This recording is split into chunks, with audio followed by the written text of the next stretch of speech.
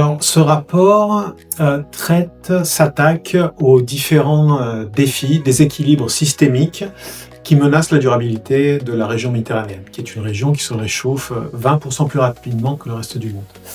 Et ensuite, il propose des leviers économiques et financiers pour répondre à ces déséquilibres. Donc, par exemple, il traite de la question de la transition énergétique, la perte de la biodiversité, la question de la pollution, mais aussi les questions liées à la rareté de l'eau. Donc, pour vous donner un exemple, on sait que la rareté de l'eau est un problème qui, d'ici 2050, risque d'influer sur plus de 290 millions d'habitants.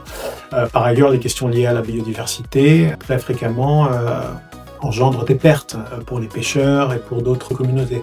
Donc voilà, on traite de ces questions-là et ensuite on propose les leviers adaptés et une sorte de feuille de route finalement pour répondre à ces défis.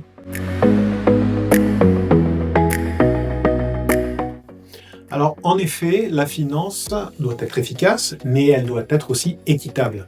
Cela passe par plusieurs choses. Alors, premièrement, quand on réforme les subventions nocives, notamment les subventions fossiles, il faut s'assurer que les personnes les plus affectées soient couvertes d'une certaine manière. Par exemple, il s'agit de recycler correctement des revenus issus de taxes carbone, les revenus carbone, pour ensuite les canaliser vers les personnes les plus démunies. C'est une problématique que l'on trouve notamment dans les pays du sud de la Méditerranée. Après, cela implique aussi des approches pas forcément uniformes. Alors, c'est quelque chose que l'on répète à plusieurs reprises dans le rapport, notamment dans un chapitre qui porte sur le coût social du carbone. Tous les pays n'ont pas la même capacité d'absorption des chocs, de mise en place de différents outils économiques. Les besoins sociaux diffèrent à travers les pays. On estime par exemple que le coût social du carbone dans les pays européens est de $800 par tonne de CO2 émise, mais de $600 par tonne de CO2 émise dans les pays non européens. Donc concrètement, une taxe uniforme pour le carbone n'aurait pas de sens en Méditerranée. Donc il faut toujours tenir compte de ce fait-là et ne pas oublier aussi que les capacités institutionnelles des différents pays ne sont pas forcément les mêmes. Il y a certains pays qui sont plus en avance, qui ont introduit des concepts de budgétisation verte par exemple, d'autres qui ont besoin de davantage de temps. Donc c'est vraiment quelque chose à garder en tête pour s'assurer finalement qu'il y ait une réelle acceptabilité sociale des réformes.